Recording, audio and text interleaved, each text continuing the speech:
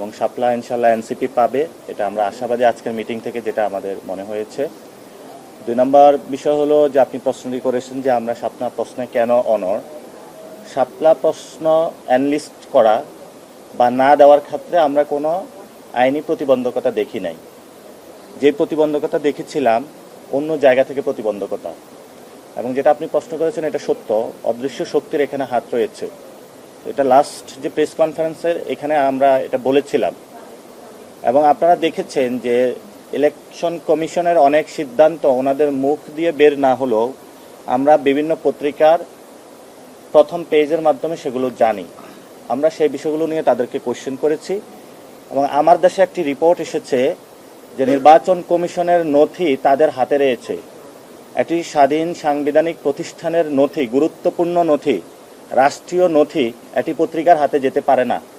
আমরা সেই প্রশ্নগুলো তাদের কাছে জবাবদিহিতা চেয়েছি। আমাদের আজকে আলোচনাটা হয়েছে 2.5 ঘন্টা। 2.5 ঘন্টার মধ্যে প্রথম 30 মিনিট আমরা 18 বছরের যে ভোটাধিকারের বয়স সেটা নিয়ে কথা বলেছি, প্রবাসী ভোটাধিকার নিয়ে কথা বলেছি। 2 ঘন্টা আমরা ওনাদেরকে প্রশ্ন করেছিলাম যে প্রত্যেক প্রশ্নে যদি না দিতে চান সেটাতে আপনার ব্যাখ্যা কি। 2 ঘন্টা ওনারা নিশ্চুপ ছিলেন, কোনো ব্যাখ্যা দিতে পারেন নাই।